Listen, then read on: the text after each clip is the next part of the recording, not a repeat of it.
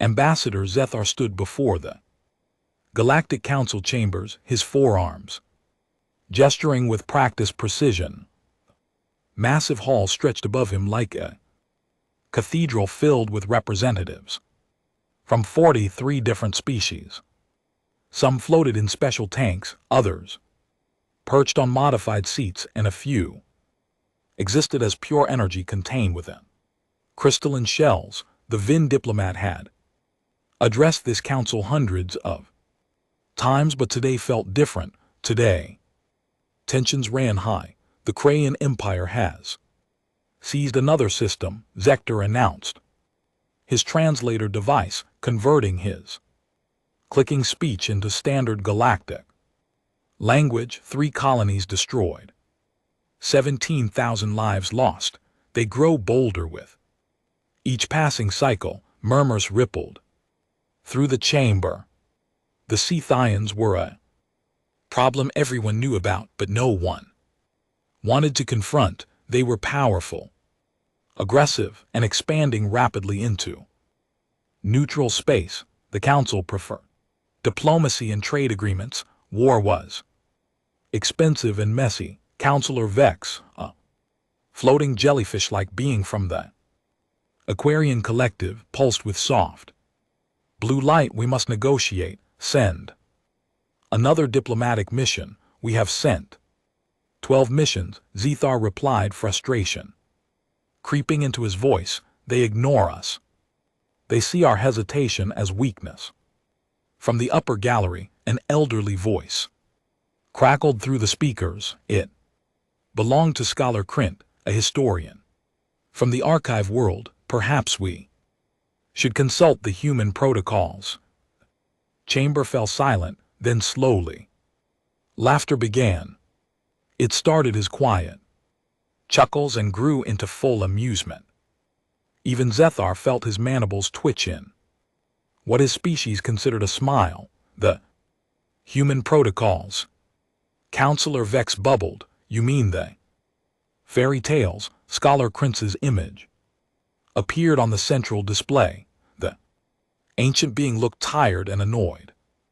They are not fairy tales, they are archaeological records found on 17 different worlds, strategic documents, battle plans, defensive formations that were supposedly created by an imaginary species. Another counselor interrupted. Come now, Scholar. Humans are legends, stories we tell children.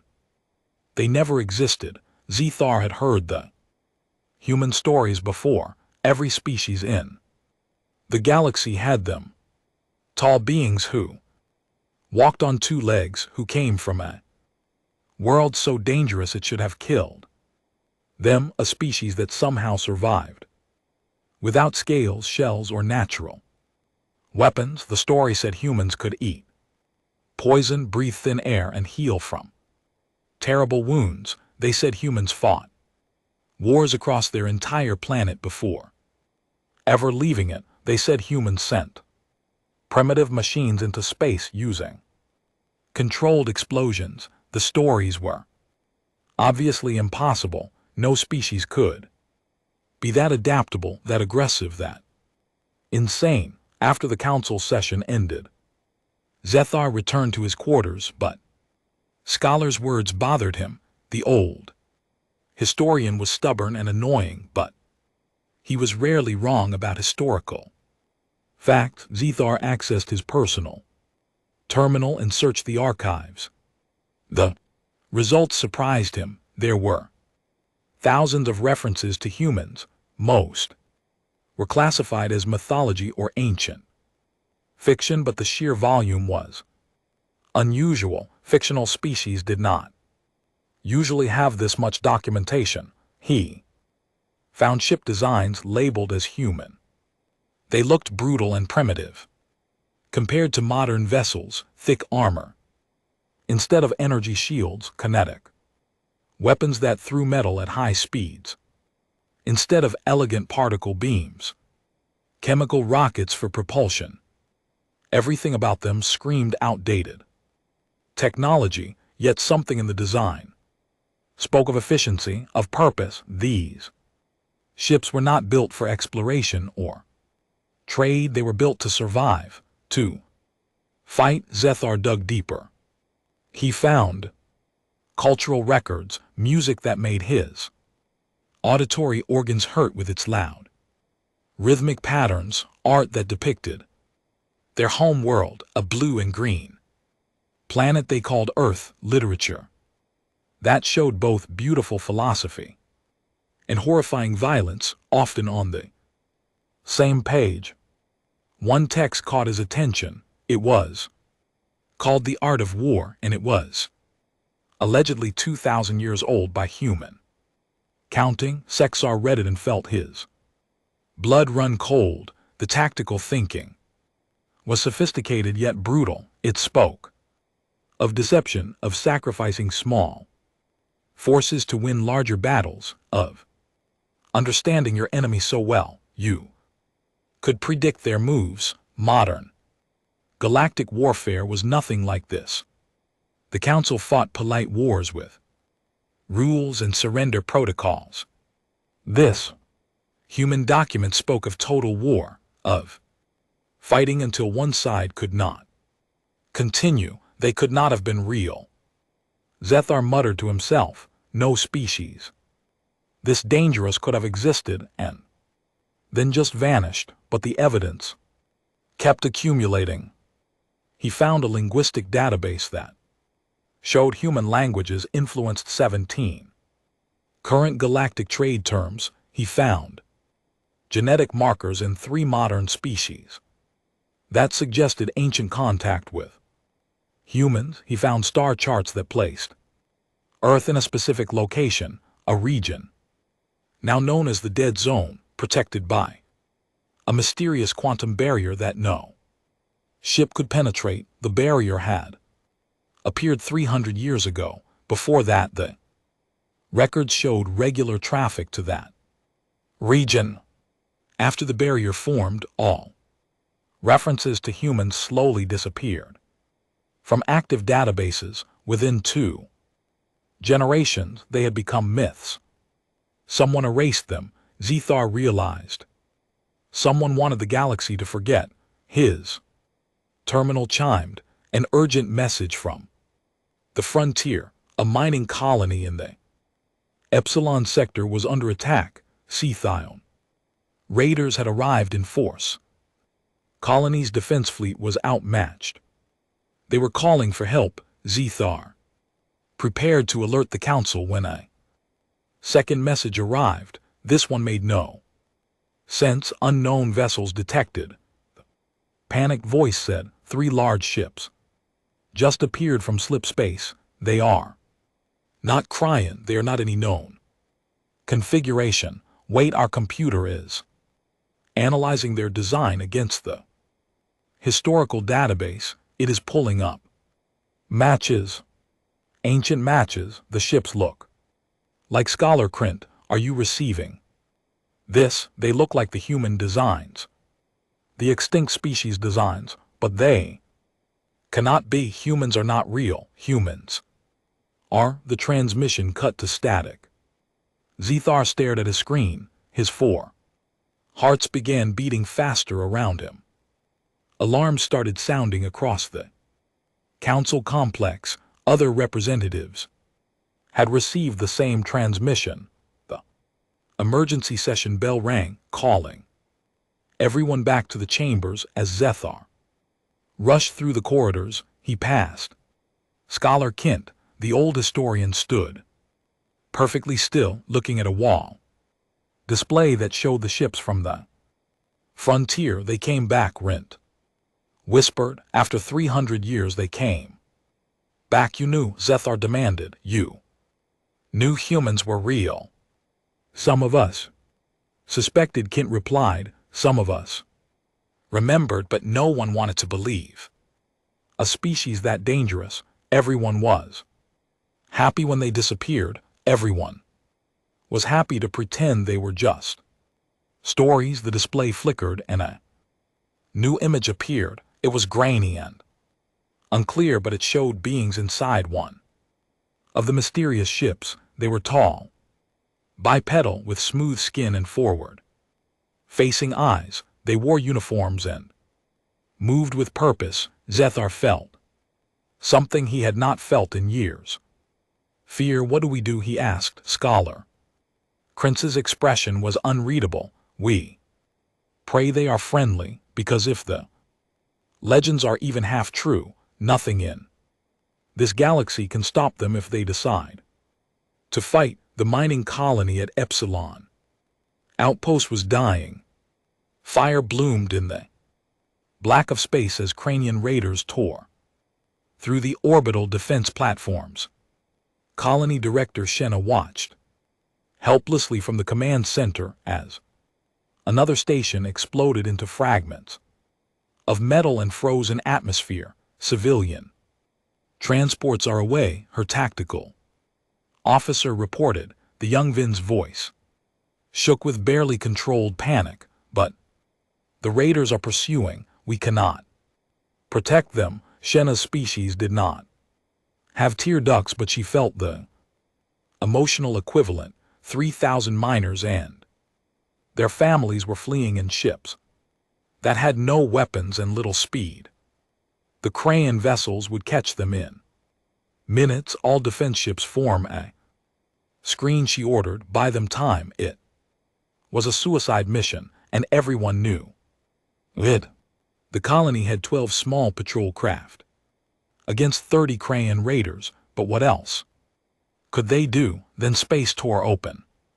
3 massive vessels emerged from slip space, their arrival creating ripples of distorted light. They moved into position between the colony and the Scythian fleet with practiced precision. Shenna stared at the tactical display in confusion. The ships were enormous, each easily 3 times the size of a Crayan heavy cruiser, but their design was wrong, completely wrong. Instead of the smooth, elegant curves of modern vessels, these ships looked like flying fortresses. They bristled with weapons, thick armor plating covered every surface. Strange symbols marked their hulls, symbols that her computer struggled to identify. What are they? Her tactical officer whispered. The computer finished its analysis and displayed text on the screen. Shenna read it twice, certain there was a mistake. Configuration match 94%. Similarity to archived human dreadnought designs. Species classification human. Status extinct. That is impossible, Shenna said. A transmission crackled across all frequencies. The voice was deep, speaking and accented but clear. Galactic Standard. This is UCSN. Indomitable Earth Fleet. Krethian vessels. You are in violation of the Century Accords. Article 7. Attacking civilian populations. Stand down immediately and prepare to be boarded. The Scythian commander responded with laughter. Earth Fleet. There is no Earth Fleet. There has not been for 300 years.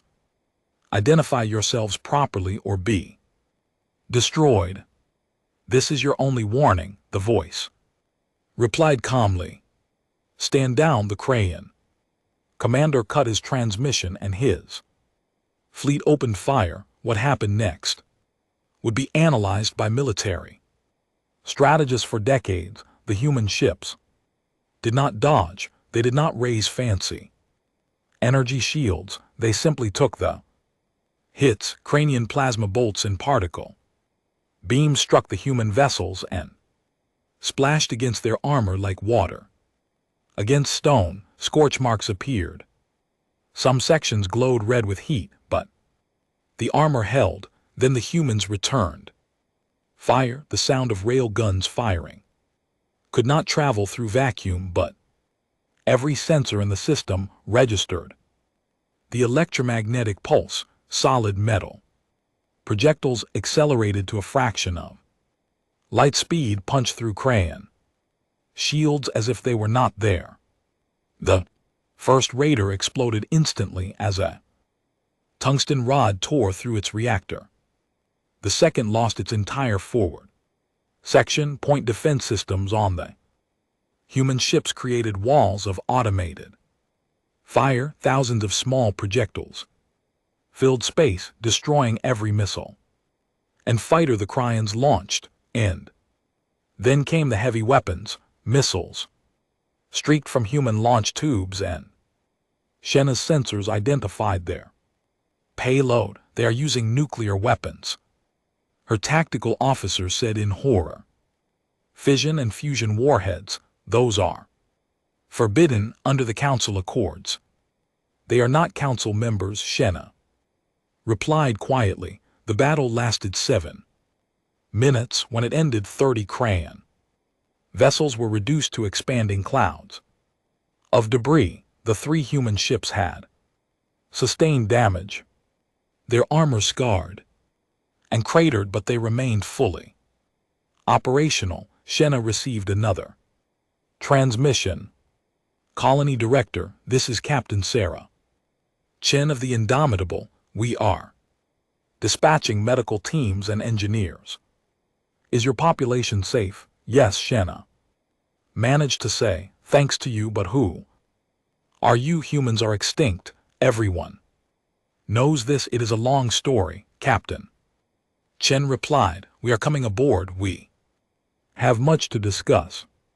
An hour later, Shenna stood in her conference room facing beings she had thought were legends. Captain Sarah Chen was tall with brown skin and dark hair tied behind her head. Her uniform was simple and practical, marked with insignia Shenna did not recognize.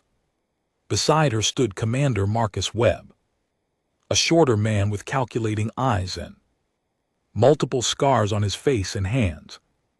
300 years ago, Earth faced a plague.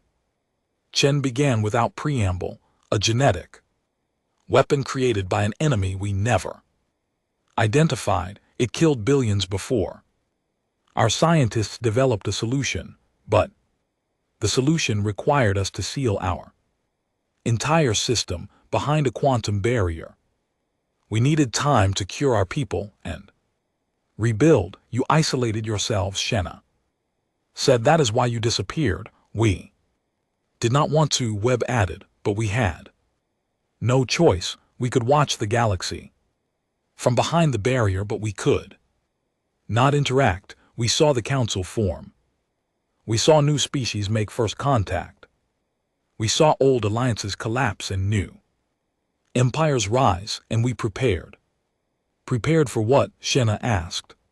For the possibility that when we emerged, the galaxy might have forgotten us, Chen said, or worse, might be hostile. So we built a fleet. We refined our technology. We trained our people, and we waited until we were ready.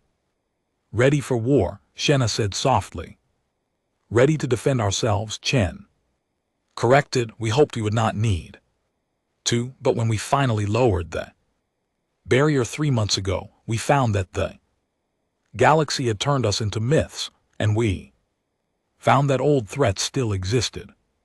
The Crayan Empire is expanding using the same tactics that started wars in our system centuries ago. We recognized the pattern. A young Insan entered the room and whispered something to Webb. The commander's expression darkened. Captain, you need to see this, Webb said. Chen accessed a portable display. Her eyes widened slightly. How many?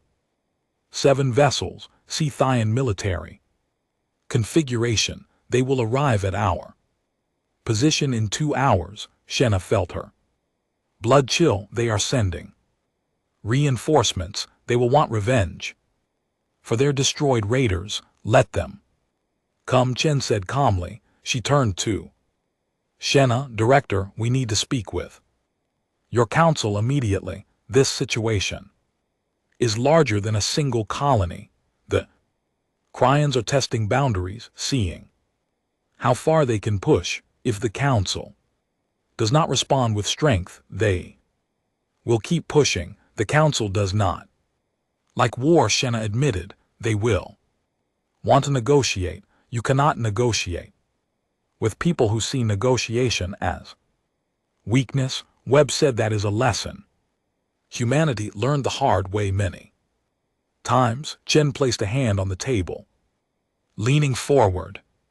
We did not come back to this galaxy to conquer or dominate. We came back to rejoin the community we once knew, but we will not stand by and watch innocent people die when we have the power to stop it, with or without council permission. We will defend this colony. You would fight the Krathian Empire alone? Shenna asked in disbelief.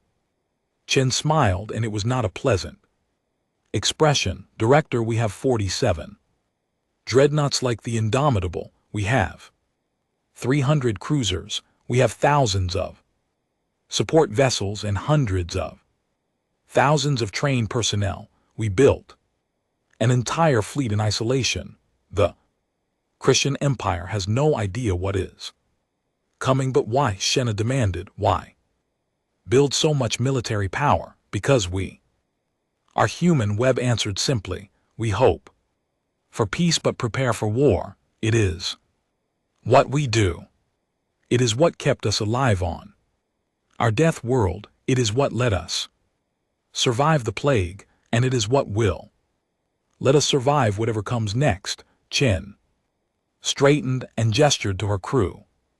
We are establishing contact with the council through proper diplomatic channels, but we need you to send a message first. Director, tell them that humanity has returned. Tell them we are not the legends they remember. We are real. We are here, and we are not going away. As the human delegation prepared to leave, Shenna called out, Captain Chen, one more question. Your ships, your weapons, your tactics, they are so different from ours, so much more aggressive. Does that not trouble you? Chen paused at the doorway. She looked back at Shenna with an expression that mixed sadness and determination. The galaxy had 300 years of relative peace while we were gone, Chen said quietly. You forgot what true war looks like. You forgot that sometimes peace only exists because those who would break it fear the cost. We did not forget. We could not afford to, and now we are back to remind you. The council chambers had never seen such chaos.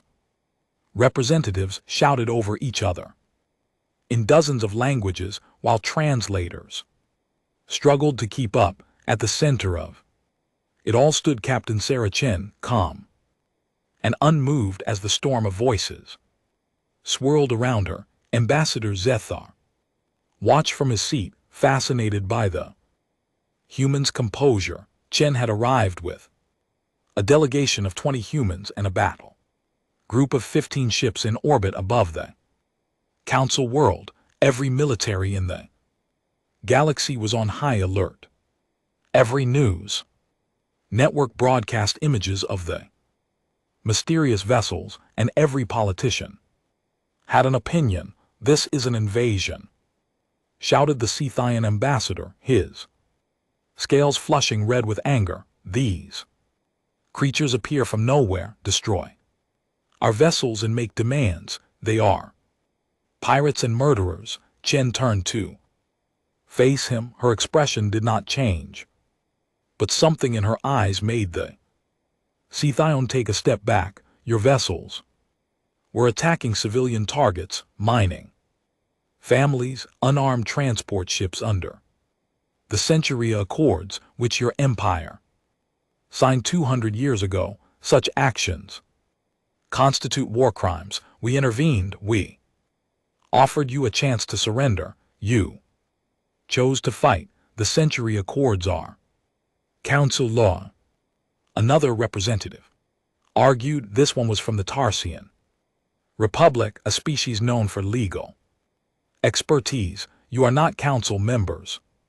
You cannot enforce council law. We were council members. Commander Webb interjected. He stood beside Chen, holding a data tablet 300 years ago. Earth held a permanent seat on this. Council, we signed the original Centuria. Accords, we helped write them. In fact, our isolation was not voluntary.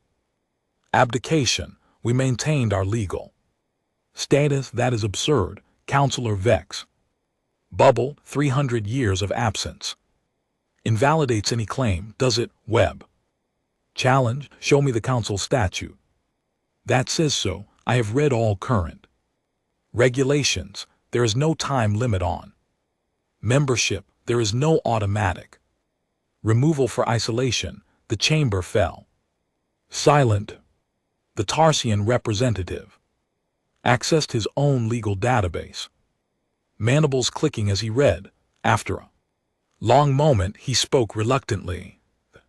Human is correct. There is no such statute. Legally, Earth's seat remains valid. The room exploded in renewed argument. Zethar saw the council fragmenting before his eyes. Some species remembered humanity from ancient texts and welcomed their return. Others feared the military power humans represented. Still others saw opportunity, wondering if alliance with these warriors might protect them from threats like the Krayan Empire. Order. The council speaker's voice boomed through the chamber. She was a matriarch from the elder species, one of the oldest races in the galaxy. Her age gave her authority few dared challenge. We will address this methodically. Captain Chen, you claim Earth experienced a plague and isolated itself. Provide evidence. Chen nodded to one of her officers. The central display activated, showing images and data, medical records, genetic analyses, time-stamped logs from Earth's final transmissions. Before the barrier formed, all of it authenticated with quantum markers that were impossible to forge. The plague killed 7 billion people, Chen said quietly, nearly 2/3 of our population.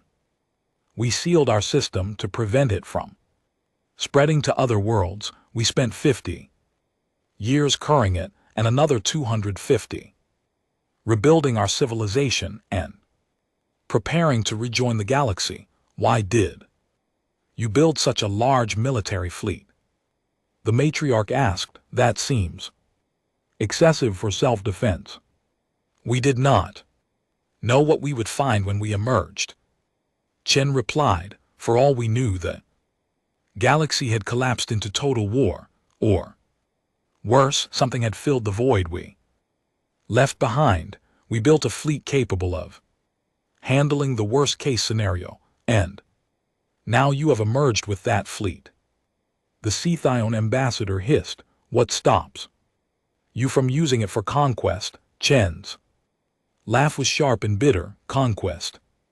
Ambassador, we spent 300 years isolated on our own worlds. Do you know what we want? We want to trade. We want to share knowledge. We want to meet new species and explore the galaxy like we did before the plague. We want normal lives.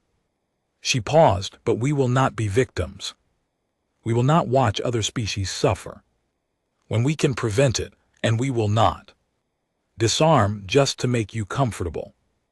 Zethar rose from his seat. If I may speak, honored council. The matriarch nodded permission. I have studied the human records. I have spoken with Captain Chen and her crew. I believe they are telling the truth. More importantly, I believe we need them.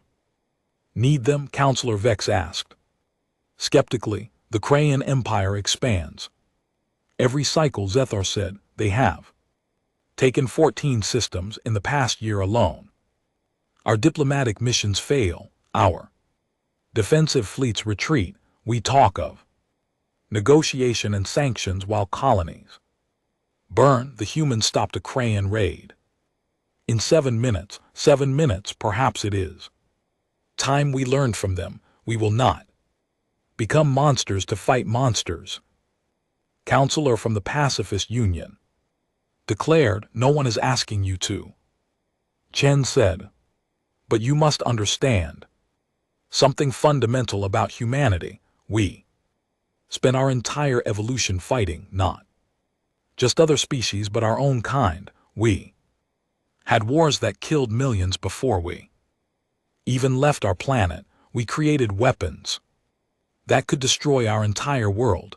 We came close to extinction a dozen times before we finally learned to work together." She walked to the center of the chamber, making eye contact with representatives from every delegation.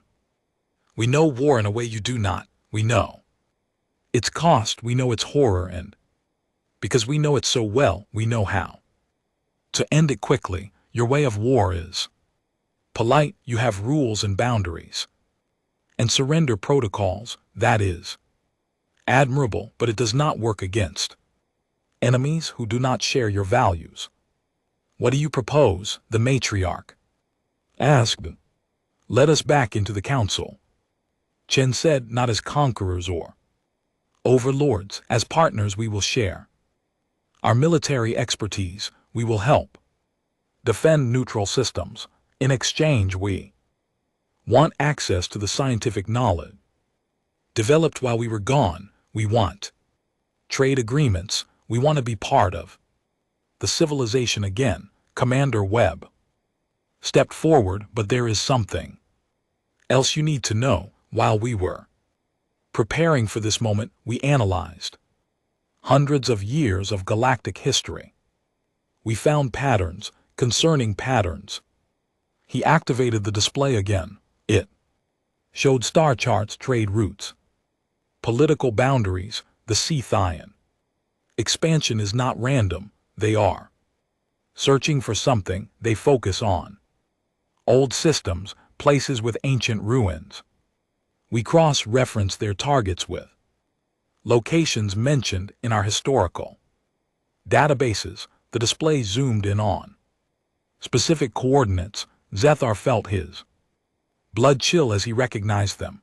Old archive worlds, dead civilizations, places where the previous galactic empire had collapsed thousands of years ago. They are searching for architect technology, Scholar Krintz said from his seat. The old historian looked grim. The ancient AI species that guided the early galaxy. "We noticed something else," Webb continued. "The quantum barrier that trapped Earth. We never found who created it. The plague that nearly killed us. We never found its origin. And the patterns in galactic history show periodic silences where advanced species suddenly disappear from records." "What are you suggesting?" the matriarch asked. "I am suggesting that someone or something has been manipulating galactic civilization for a very long time," Webb said, "and I'm suggesting that the Scythians might be pawns in something much larger." The chamber erupted again. Some counselors dismissed the idea as conspiracy theory. Others demanded investigation. The Crayon ambassador called it propaganda, designed to justify human interference. Through it all, Chen stood quietly, waiting for the storm to pass. Zethar admired her patience. Finally, the matriarch called for silence once more. "This council will vote," she announced. "Two questions. First, do we recognize Earth's claim to its former seat? Second, do we authorize investigation into Commander Webb's concerns?" The vote took an hour. When it finished, the results were narrow but clear. 23,419 against one abstention. Earth would return to the council. The investigation would proceed, but as the session ended, an urgent transmission arrived. The Scythian Empire's Grand Fleet had mobilized. 800 vessels were moving toward council space. Their target was Karthak Prime, the gateway system to the core worlds, and their demand was Simple, surrender the humans or face war. Zethar found Chen in the diplomatic wing afterward. They are coming for you, he said. Chen nodded. We expected this. The Cryans cannot allow us to establish ourselves. They must challenge us now while they think we are just one small fleet. Can you win that? Depends, Chen said. Will the council fight beside us, or will they sacrifice us to avoid war? Zethar looked at the human captain. She was asking him to make a choice, not just as a diplomat, but as someone who had to decide what kind of galaxy he wanted to live in. I will speak for you, he said finally. I will argue for joint defense, but, Captain, you must understand many here fear you as much as they fear the Scythians. Then we will have to prove ourselves, Chen replied. At Karthek Prime, the galaxy will see what humanity truly is. Let us hope they like what they see. The Karthek system hung in space like a jewel, 3 inhabited worlds orbiting a stable yellow star. It was a trade hub, a diplomatic center, and the gateway to the Council's core territory. 15 billion people lived in this system. Today they watch the sky with fear. Admiral Elizabeth Okoro stood on the bridge of her flagship, the Earth vessel Valkyrie. Through the viewport she could see the gathering forces. 400 Council ships formed defensive lines around Karthek's Prime, cruisers, destroyers, carriers, all positioned according to standard defensive doctrine. They looked impressive. They looked organized. They looked like they were going to lose. Krethian fleet has entered the system, her tactical officer reported.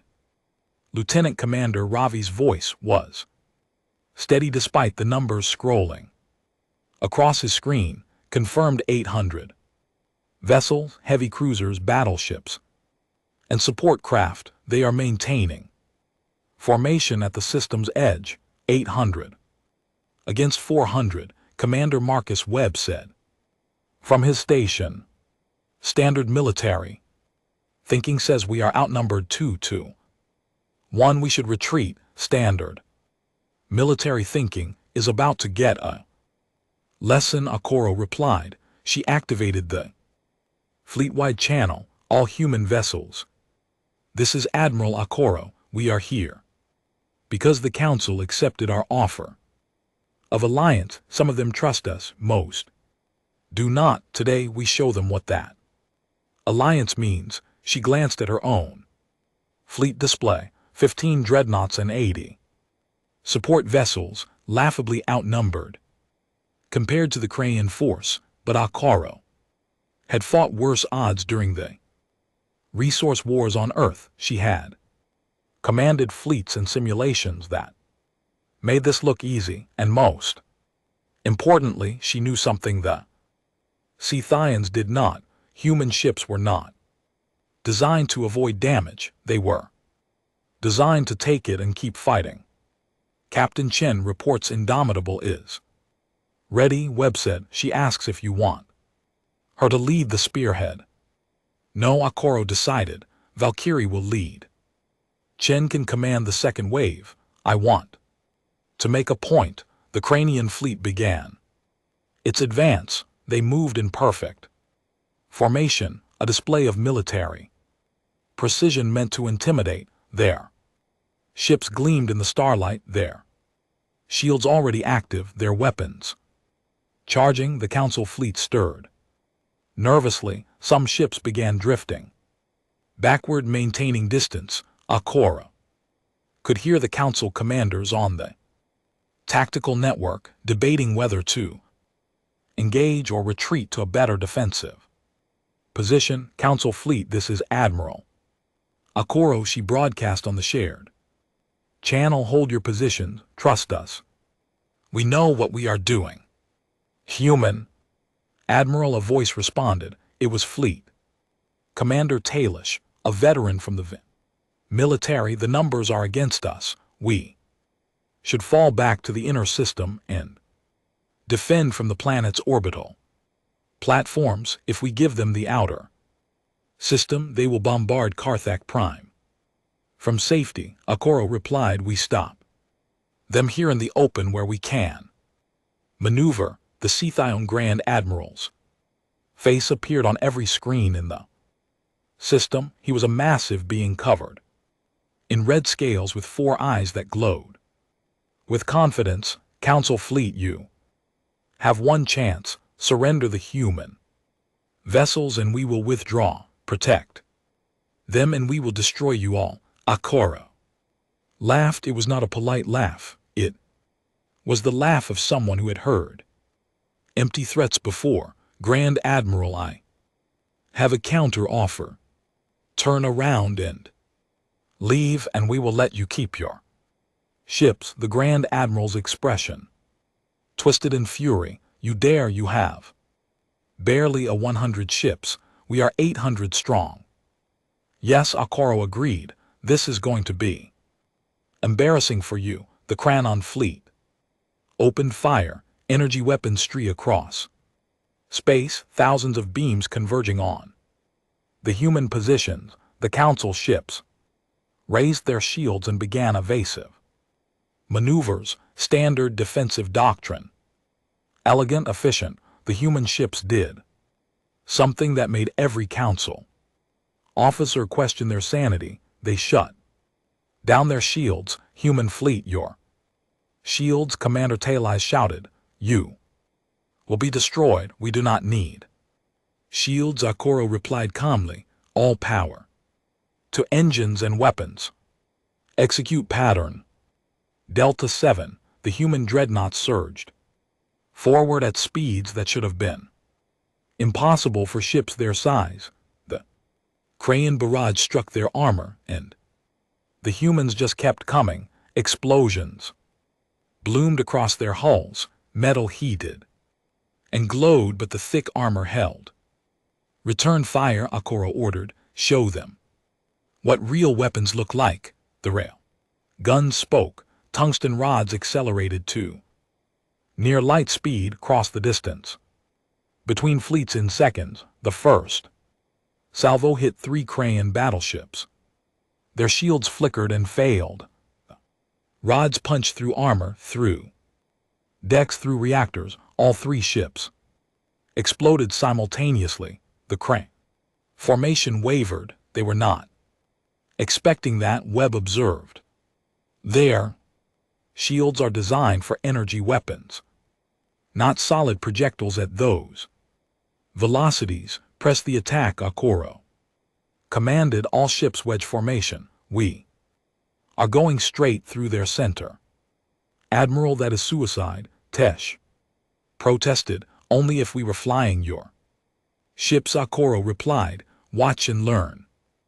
The human fleet drove like a spear into the Krayan center. It was aggressive to the point of madness. Council military doctrine said you maintained distance, used cover, preserved your forces. Human doctrine apparently said you charged directly at the enemy and dared them to stop you. Krethian ships tried to scatter, but they were packed too tightly. Their own numbers became a disadvantage as vessels collided, trying to avoid the human advance.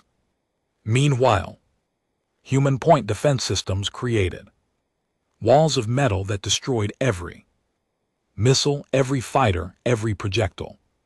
The Scythians launched. Then Captain Chen's Indomitable reached effective range for its heavy weapons. Nuclear tipped missiles streaked from its tubes. The Kryans tried to intercept them with point defense, but Chen had launched too many, 20 missiles, 30, 40. She is using nuclear weapons in fleet combat. Someone whispered on the council channel. Horror and awe mixed in their voice. They are tactical nukes, Webb explained calmly. Low yield shape charge designed to maximize electromagnetic pulse. Watch. The missiles detonated. Electromagnetic pulses cascaded through the Crayon fleet, overloading their sophisticated shield generators. Dozens of ships went dark, their systems fried. They floated helplessly as follow-up railgun rounds tore them apart. Ambassador Zegthar watched from the Council command ship. He had volunteered to coordinate between human and Council forces. His analytical mind worked to understand what he was seeing. They fight like predators, he said to Scholar who stood beside him. They identify weaknesses and exploit them ruthlessly. They fight like survivors. Kinted, every tactic is designed to end the battle quickly. They do not fight to win points or negotiate surrender. They fight to eliminate the threat completely. On the Valkyrie, Akora watched her tactical display with satisfaction. The human fleet had punched through the Crayon center, splitting their formation. Now Council ships were engaging the scattered enemies with renewed confidence. Kamesh, take your forces and hit their left flank, Akora ordered. Captain Chen, sweep right. We have them divided. Do not let them regroup. Admiral. Incoming transmission from the Grand Admiral Ravi reported. The Crethian commander's face appeared again. His confidence was gone. Human Admiral, we request terms of surrender. Terms. Akoro's voice was ice. You attacked Council space. You threatened civilian worlds. You gave us the choice between surrender and destruction. I am returning the favor. Your ships will stand down, power down all weapons, and prepare to be boarded. Your crews will face justice under Council law.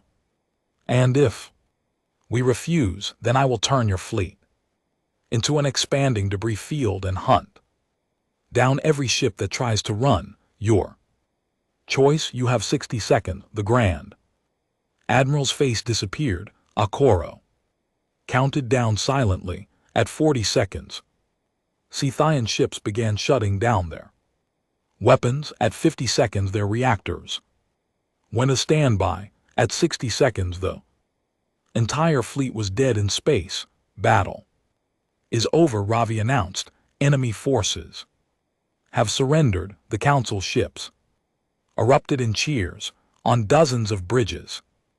Officers celebrated the first major victory against the Scythian Empire in a decade. Zethar listened to them and felt something shift in his understanding of the galaxy. They won, he said simply.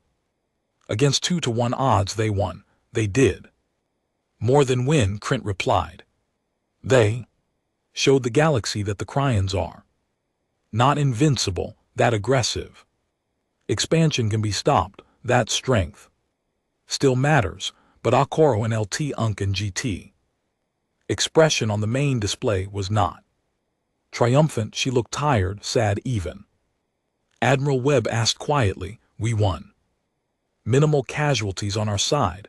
Why do you look like we lost? Because now everyone knows what we can do, Akora replied. Some will see us as saviors.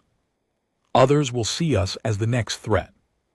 And Commander, I just destroyed 300 Cranon ships, 300 crews who were following orders. That is not a victory. That is a tragedy that had to happen. She activated the fleet-wide channel 1. More time. All ships well done. Begin recovery operations. Any Scythian crew in need of medical assistance will receive it. We show mercy and victory. That is what separates us from them. Later, as human and Council forces work together to secure the battlefield, Zethar joined Joro on the Valkyrie. The Admiral stood at the viewport looking at the disabled Scythian ships. You changed everything. Today, Zakar said, the Council will never be the same. I know, Akoro replied. That is what worries me. Ambassador, your people, 3 weeks after.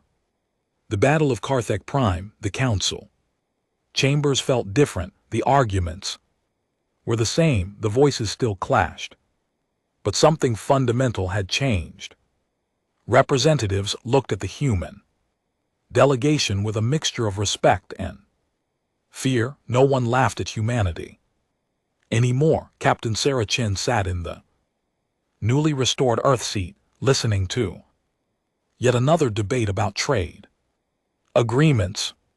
It should have been boring, but she found it oddly comforting. This was normal galactic politics. This was what humanity had missed for 3 centuries. Then Commander Marcus Webb entered the chamber, and Chen knew immediately something was wrong. Webb's expression was carefully neutral, which meant he was deeply troubled. Captain, we need to speak privately, he said. Quietly, bring Ambassador Zethar in. Scholar Krint. They gathered in a secure room beneath the council complex.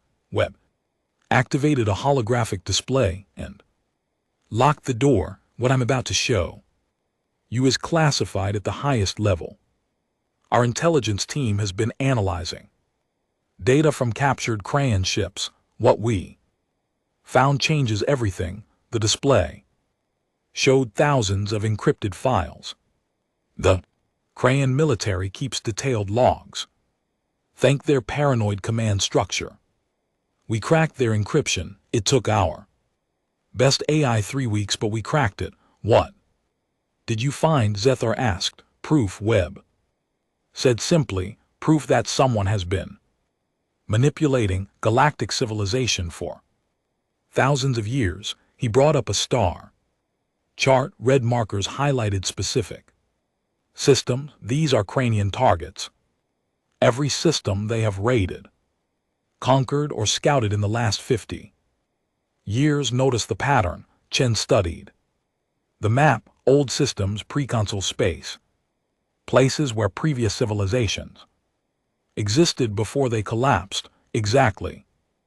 Webb confirmed. But here is what made our people suspicious. The Scythians are not looking for resources or strategic positions. They are looking for something specific.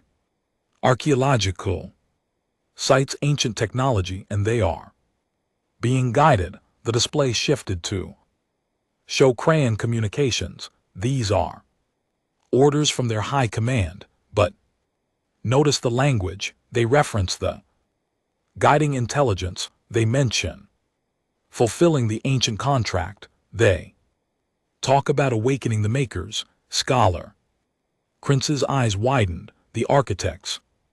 They found the architects. Who are the architects? Chen demanded. Crank's voice shook as he spoke. An ancient AI species. They existed millions of years ago. The legends say they seeded the galaxy with life, guided younger species, and created the framework for galactic civilization. Then they disappeared. Most historians believe they were myths, stories created to explain similarities between different species development.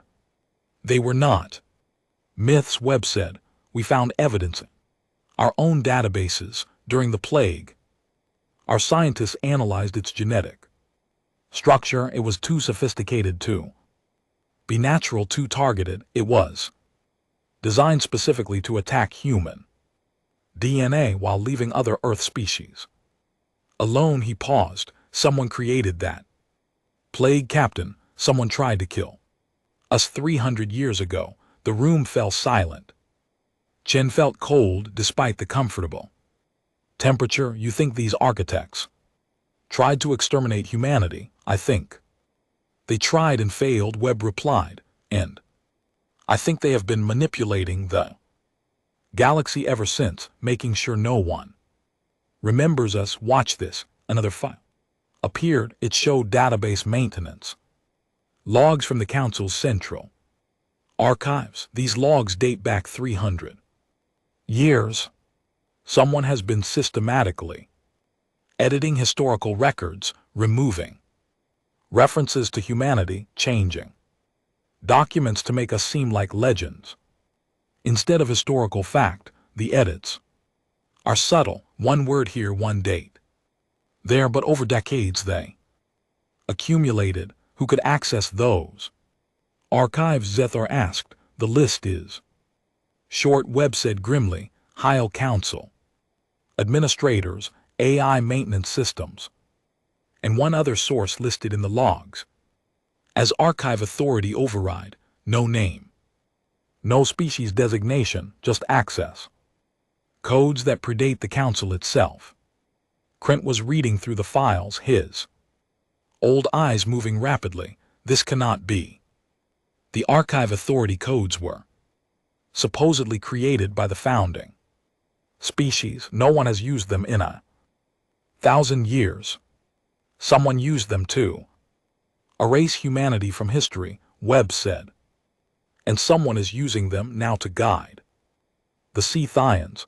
We found communications in their encrypted files, direct transmissions from something they call the sleeping intelligence. It is giving them coordinates, telling them where to search, promising them power if they help awaken something. Chen stood and paced the small room. Her mind worked through the implications. If these architects are real, if they tried to kill us and failed, then they have been trying other methods, erasing our history, keeping the galaxy complacent, using the Scythians as pawns. She turned to face the others. What are they searching for? Activation sites, Webb replied. The architects did not die.